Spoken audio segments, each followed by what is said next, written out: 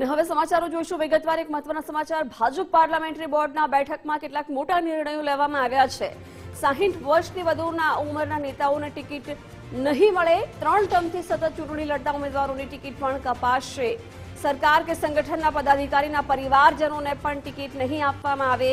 ચૂંટણી પહેલા ભારતીય જનતા પાર્ટીએ ટિકિટના નવા માપદંડો નક્કી કર્યા છે. પસંદગીના કડક નિયમો પાર્લામેન્ટરી બોર્ડના સભ્યોએ પણ સ્વીકાર્યા છે. પાર્લામેન્ટરી બોર્ડમાં આ નિર્ણયો અંગે ચર્ચા થઈ છે, નિયમો અંગે ચર્ચા થઈ છે. આ નિયમોને તમામ સભ્યોએ પણ સ્વીકાર્યા છે. ટિકિટ વહેંચણીને લઈને કેટલાક નવા માપદંડો ભાજપે નક્કી કર્યા છે, જેમાં સરકાર કે સંગઠનના પદાધિકારીના પરિવારજનોની ટિકિટ નહીં મળે. સતત 3 ટર્મથી જે ચૂંટણી લડી રહ્યા છે એવા ઉમેદવારોની પણ ટિકિટ કાપવામાં આવશે. વિગતો સાથે સંવાદદાતા નિકુંજ જોડાઈ ગયા છે. નિકુંજ, પાર્લામેન્ટરી બોર્ડની બેઠકમાં જે ટિકિટ વહેંચણીને લઈને ભાજપે નવા માપદંડો નક્કી કર્યા છે અને લઈને ચર્ચા થઈ.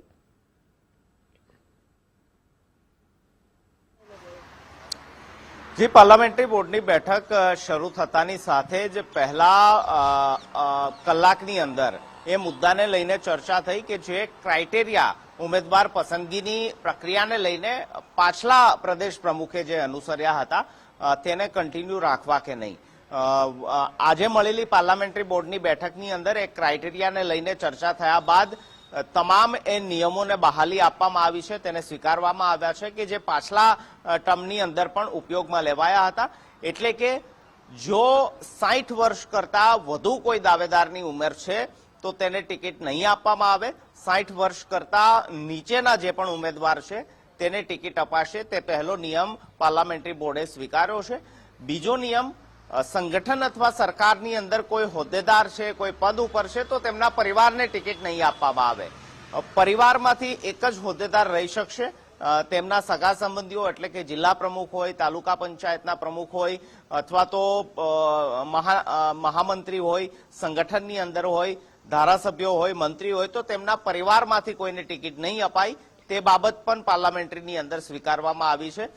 ત્રીજો નિયમ પણ સ્વીકારવામાં આવ્યો છે અને તે નિયમ એ છે કે 3 ટર્મ કરતા વધુ ચૂંટણી લડતા એ ઉમેદવાર છે તેમને ચોથી વખત તક નહીં આપવામાં આવે. એટલે કે 60 વર્ષનો ક્રાઇટેરિયા, પરિવારમાંથી ટિકિટ નહીં અને 3 ટર્મ કરતા વધુ ટિકિટ નહીં.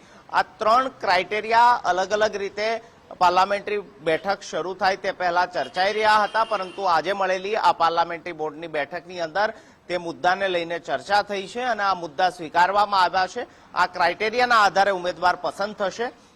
આજે ઝોન વાઇઝ અલગ અલગ નગરપાલિકા, મહાનગરપાલિકા, તાલુકા પંચાયત અને જિલ્લા પંચાયતની બેઠકો પર ચર્ચા થઈ રહી છે. જાણકારી મળી રહી છે કે ઉત્તર ઝોનની એટલે કે ઉત્તર ગુજરાત તરફની જે પણ સ્થાનિક સ્વરાજની ચૂંટણી છે તેના ઉમેદવારની પસંદગી સંદર્ભે સૌથી પહેલા ચર્ચા થશે.